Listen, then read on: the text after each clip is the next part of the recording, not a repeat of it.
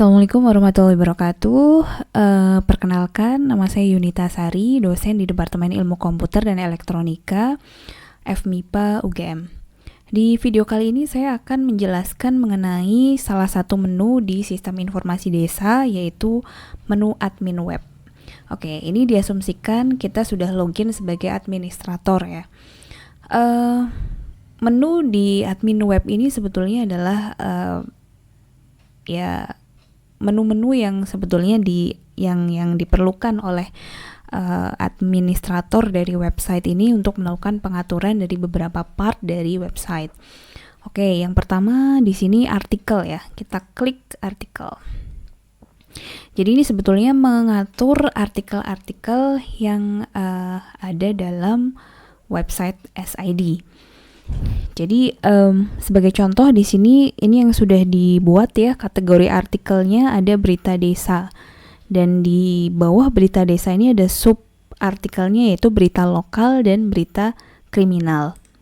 Oke, kita coba klik yang berita desa. Nah, ini kebetulan sudah ada 3 yang dibuat ya, dan ada beberapa aksi yang bisa dilakukan. Jadi mulai dari ubah data, kemudian hapus, ubah kategori, tutup komentar artikel karena ini bisa ada komentarnya, kemudian nonaktifkan artikel, kemudian mau dijadikan headline atau tidak, mau dimasukkan ke dalam slide atau tidak, dan kemudian apakah kita mau melihat artikel tersebut atau tidak. Dan ini judul artikelnya, kemudian hitnya sudah dilihat berapa kali, dan kapan pertama kali diposting gitu ya. Ini dari sisi berita desa. Jadi kalau misalnya dilihat dari websitenya di sini, dari sini ya. Jadi ada berita desa. Ini bisa dilihat kategorinya. Kemudian ada beberapa artikel yang sudah ada 3 ya di sini ya. Ada penyerahan BLT, kemudian pembentukan Satgas COVID-19, dan penyemprotan disinfektan. Oke, sama seperti yang ada dalam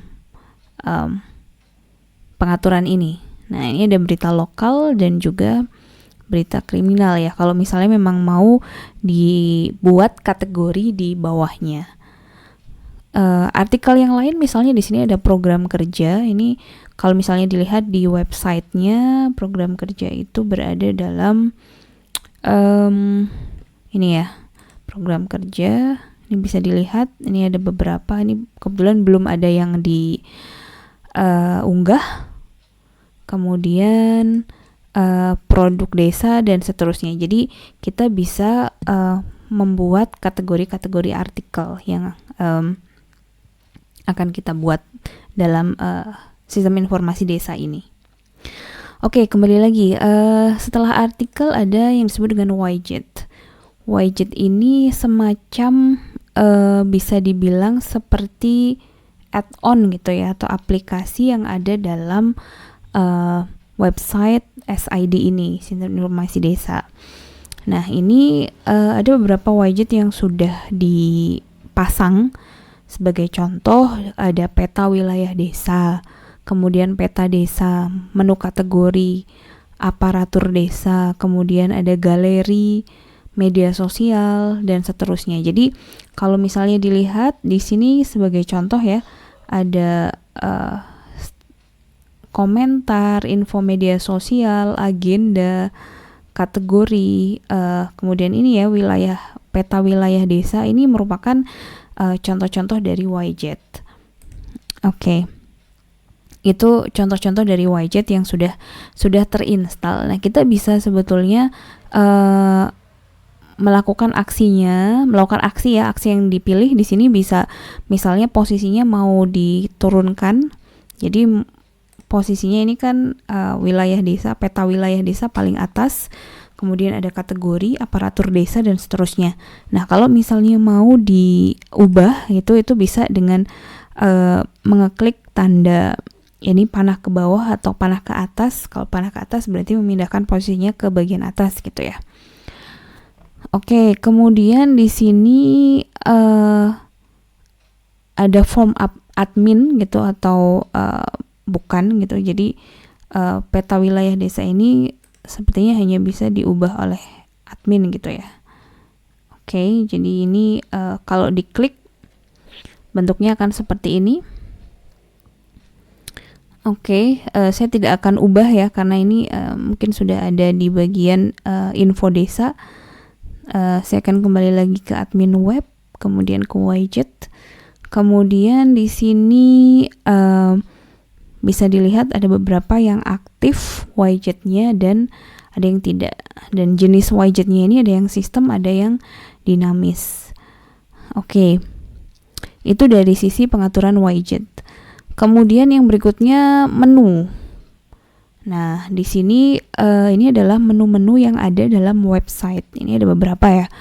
Ada profil desa, pemerintahan desa, lembaga masyarakat, data desa dan seterusnya. Jadi kalau dilihat di sini profil desa, pemerintahan desa, data desa, produk hukum, informasi publik dan seterusnya, ini yang disebut dengan menu. Dan di bawahnya masing-masing ada submenu. Misalnya profil desa ini ada profil wilayah desa dan sejarah desa. Nah, kalau misalnya kita mau mengganti atau mengganti namanya, membuat menu baru, itu bisa melalui pengaturan menu statis ini.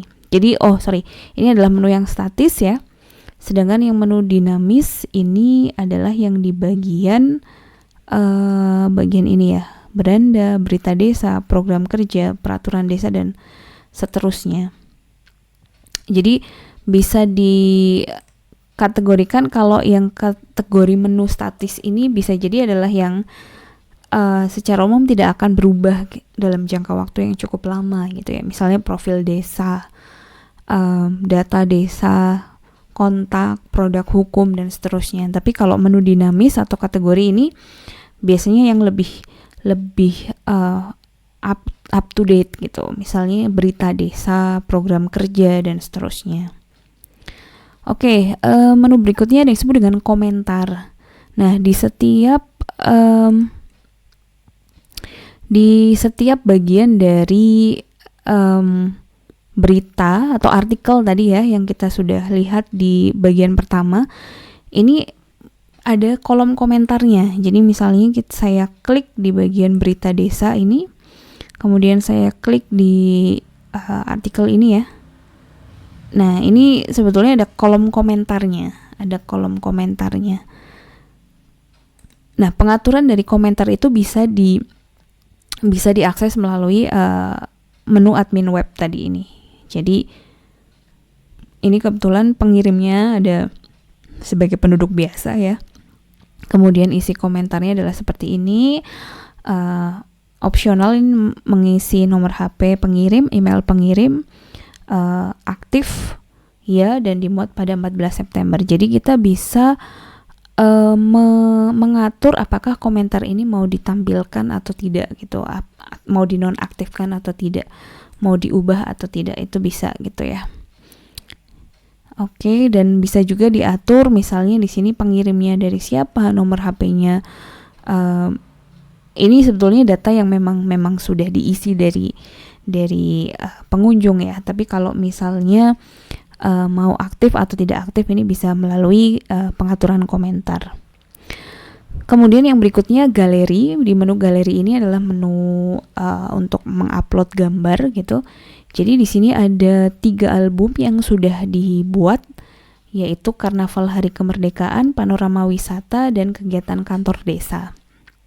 Aksinya sama ya. Di sini bisa pindah posisi ke bawah atau ke atas. Kemudian ada rincian albumnya. Bisa dilakukan pengubahan, misalnya nama albumnya mau diubah. Kemudian mau ditampilkan di slider atau tidak. Kemudian mau dinonaktifkan atau tidak. Kemudian yang terakhir hapus. Kita juga bisa menambah album dan juga menghapus data terpilih. Nah, yang disebut dengan misalnya kita ingin menampilkan album ini ya. Misalnya sebagai contoh ini saya klik yang Karnaval Hari Kemerdekaan ini. Kita klik rincian album. Ini ternyata ada 3 gambar karnaval baju adat, kemeriahan karnaval, dan tarian adat gitu. Dan ini ada yang aktif dan ada yang tidak ya. Kebetulan yang aktif hanya yang gambar pertama dan ketiga. Nah, ini bisa juga diubah aksinya, dan di sini juga bisa diatur apakah gambar di album tersebut itu akan muncul di slider. Jadi slider ini adalah bagian atas yang bergerak ya, ini ya, di bagian header dari website, tapi dia bergerak. Nah, ini yang disebut dengan slider. Oke, ini bisa diatur gambar apa saja yang akan dimunculkan dari album yang mana.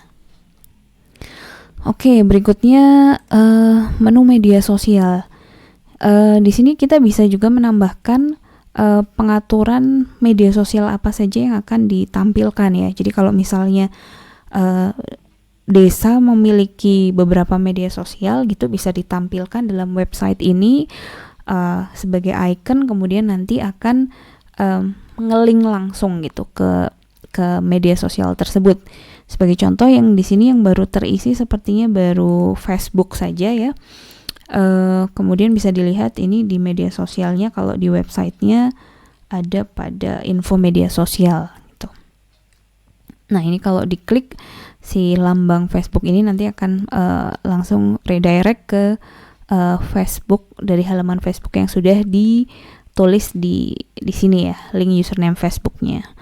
Dan untuk media sosial lain bisa ditambahkan juga jika memang dibutuhkan.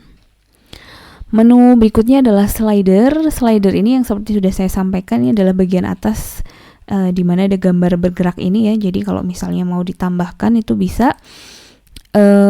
Di sini bisa dipilih sumber gambar untuk ditampilkan di slider besar.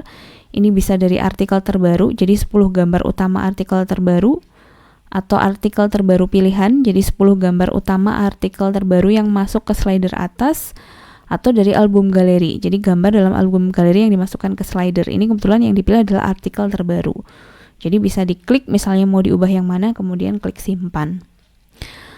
Berikutnya yaitu teks berjalan.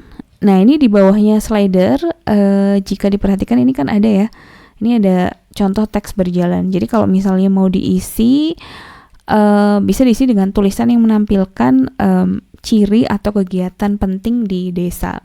Nah, kita bisa mengaturnya dengan cara misalnya ini mau diubah ini ya, isinya ini bisa diubah gitu. Misalnya ini adalah SID Sardonoharjo. Misalnya seperti ini ya. Nah, nanti seharusnya kalau misalnya ini di refresh, ya, ini sudah muncul seperti ini ya. Oke, dan berikutnya adalah pengunjung. Pengunjung ini memperlihatkan statistik pengunjung website. Kalau di awal sepertinya tadi ada ya di bagian beranda mungkin. Nah, ini oh bukan ya, berbeda. Ini tadi tentang status COVID, tapi ini tentang statistik pengunjung website.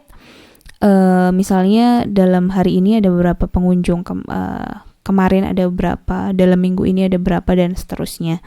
Jadi untuk mengetahui seberapa sering gitu ya website ini dikunjungi. Dan berikutnya tentang pengaturan. Di sini pengaturan halaman web ini ada beberapa isian yang mungkin perlu diisi, seperti apakah akan ditampilkan grafik APBDes di halaman muka, ya atau tidak. Kemudian apakah akan tampilkan grafik APBDes di semua halaman, ya atau tidak, dan seterusnya. Jadi ini keterangannya sudah ada di sebelah kanan dan tinggal dipilih ya atau tidak, kecuali ini ya yang kode provinsi. Untuk kode provinsi status COVID-19 adalah 34. Jika ada yang berubah tinggal diklik simpan.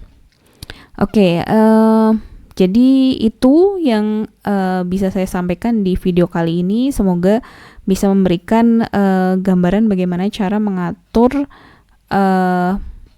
website gitu ya, dari beberapa sisi, yaitu artikel, widget, menu, komentar, galeri, media sosial, slider, teks berjalan, dan juga kita bisa melihat statistik dari pengunjung. Oke, sekian video kali ini. Terima kasih. Wassalamualaikum warahmatullahi wabarakatuh.